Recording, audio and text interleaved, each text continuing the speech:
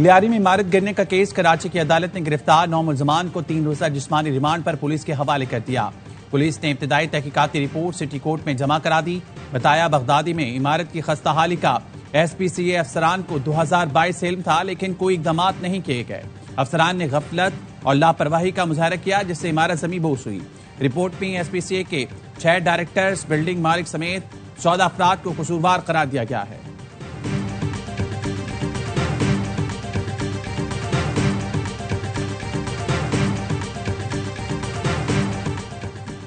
70 سال سے ملک کو جس طرح چلانے کی کوشش کی گئی اس سے ترقی ممکن نہیں۔ فرسودہ نظام کو عصری تقاضوں سے ہم آہنگ کیے بغیر معاشی ترقی اور خوشحالی ناممکن ہے۔ وزیر اعظم شہباز شریف کہتے ہیں پاکستان وسائل سے مالا مال ہے، نوجوان افرادی قوت سب سے قیمتی اثاثہ ہے۔ وزارت توانائی کی اصلاحات اور نقصانات میں کمی باقی وزارتوں کے لیے قابل تقلید مثال ہے۔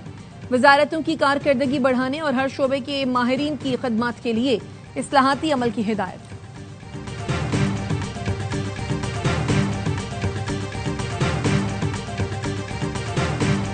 نیشنل سیکورٹی کمیٹی کی میٹنگ ہوئی، سول ملٹری لیڈرشپ نے فیصلہ کیا کہ وہ ٹٹ فار ٹیٹ کریں گے، اور جو انہوں نے ہمارا مشن کو کم کیا، ہم نے بھی ان کا مشن کو اسی سائز کم کر دیا۔ یہ ڈکلیئر کر دیا کہ آپ پاکستان کا پانی نہ ڈائیورٹ کر سکتے ہیں، نہ اس کو روک سکتے۔ اگر یہ آپ کریں گے تو we will treat it as an act of war. Pahalgam واقعے کے بعد بھارت نے پاکستان کے خلاف جو قدم اٹھایا، ہم نے ویسے ہی اس سے جواب دیا۔ پاکستان کی طرف کوئی بھی میلی آنکھ سے نہیں دیکھ سکتا۔ نائب وزیر اعظم اسحاق ڈار کا کوالالمپور میں پاکستانی کمیونٹی سے خطاب، کہا ایران اسرائیل جنگ کے دوران ہمارا جو فرض تھا وہ نبھایا۔ عباس عراقچی سے مسلسل رابطے میں تھا، بیک ڈور ذمہ داری ادا کی۔ امریکہ سے اچھے تعلقات کا مطلب یہ نہیں کہ خاموشی سے بیٹھ جائیں۔ اسحاق ڈار کی ملائیشین وزیر اعظم انور ابراہیم سے ملاقات، 2 طرفہ تعلقات کو مزید مضبوط بنانے کے عزم کا اعادہ۔ وزیر خارجہ نے ترک ہم منصب سے بھی ملاقات کی۔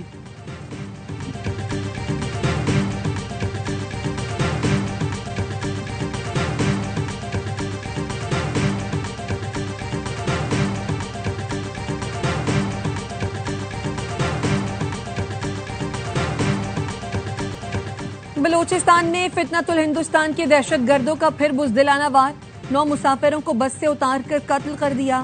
واقعہ لورا لائی اور موسیٰ خیل کے درمیان قومی شاہراہ پر پیش آیا۔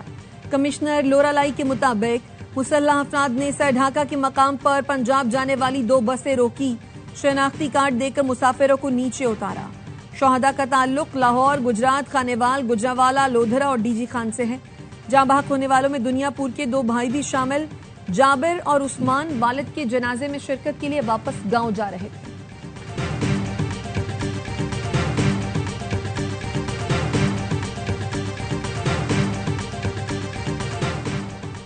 صدر اور وزیر اعظم کی بلوچستان میں مسافروں کے قتل کی شدید مذمت۔ صدر آصف علی زرداری نے کہا فتنۃ الہندوستان پاکستان میں انتشار اور بدامنی پھیلاتا جا رہا ہے۔ اپنی سرزمین کو فتنۃ الہندوستان اور اس کے سہولت کاروں سے ہر صورت پاک کریں گے۔ وزیر اعظم شہباز شریف نے کہا دہشت گردوں سے پوری قوت سے نمٹیں گے۔ وزیر داخلہ محسن نقوی کی بھی بے گناہ مسافروں کو نشانہ بنانے کی مذمت، کہا بھارتی اسپونسرز دہشت گردوں کا ہر جگہ پیچھا کریں گے۔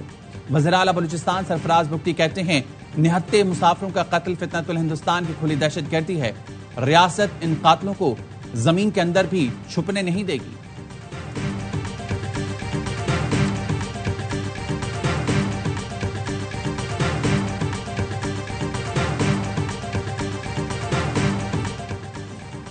الیکشن کمیشن کا مخصوص نشستوں پر حلف برداری کے لیے کے پی اسمبلی کو خط، انتظامات کی ہدایت کر دی۔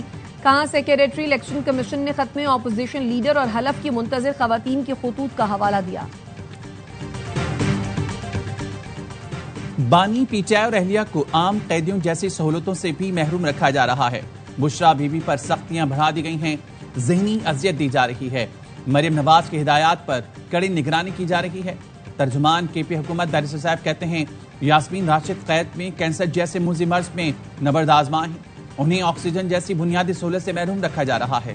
مریم نواز اتنا ہی ظلم کریں جتنا کل خود برداشت کر سکیں۔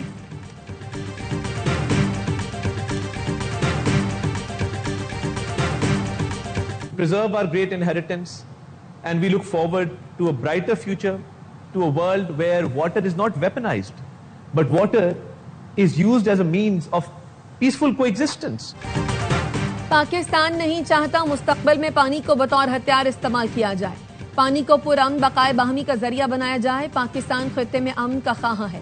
بیجنگ میں وزیر اطلاعات عطا تارڑ کا بین الاقوامی فورم سے خطاب. کہا پاکستان اور چین صرف سرحدوں نہیں بلکہ پہاڑوں اور دریاؤں سے بھی جڑے ہیں.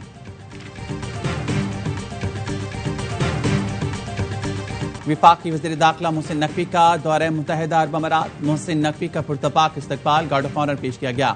ابوظہبی میں یو اے کے نائب وزیر اعظم اور وزیر داخلہ سے ملاقات. پاکستانی شہریوں کو درپیش یو اے ویزا کے ایشو پر تبادلہ خیال. محسن نقوی نے کہا چاہتے ہیں پاکستانی آسانی سے یو اے آ سکیں. سیکیورٹی سمیت ہر شعبے میں تعاون کو وسعت دینے کے خواہاں ہیں.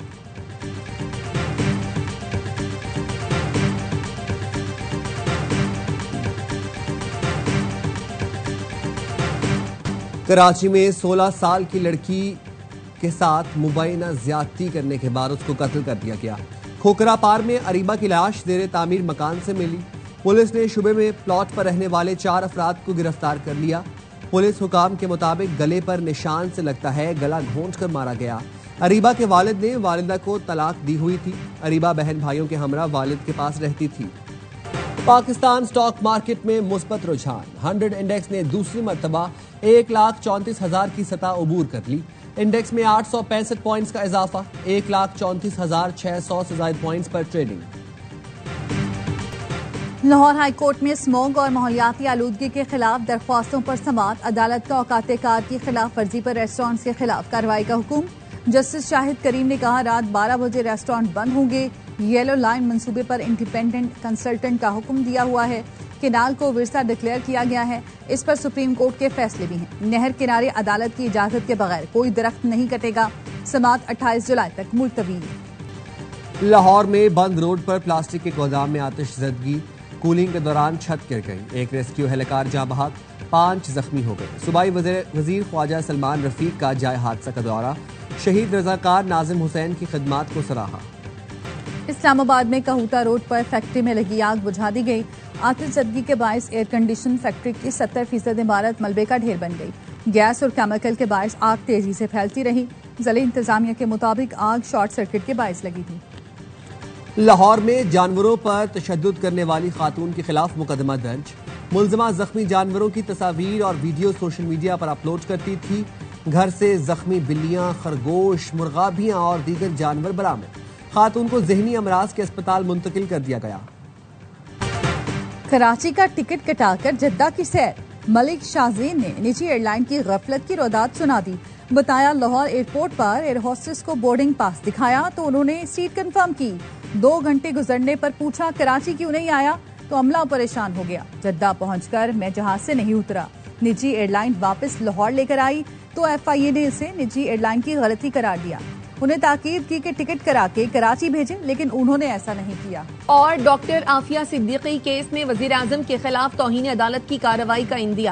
اسلام آباد ہائی کورٹ کا وفاق کی جانب سے پھر رپورٹ پیش نہ کرنے پر برہمی کا اظہار. جسٹس اعجاز اسحاق نے کہا کیوں نہ وفاقی وزراء کے خلاف توہین عدالت کارروائی کی جائے. عدالت صرف کابینہ نہیں وزیر اعظم کے خلاف بھی توہین عدالت کارروائی کرے گی. وفاق کی رپورٹ پیش نہیں کی گئی تو پوری کابینہ کو بلاؤں گا. ایڈیشنل اٹارنی جنرل کی آئندہ ہفتے تک کے لیے مہلت کی استدعا عدالت نے منظور کر لی. عدالت نے عافیہ صدیقی کے معاملے پر معاونت سے انکار کی وجوہات پر رپورٹ مانگی تھی.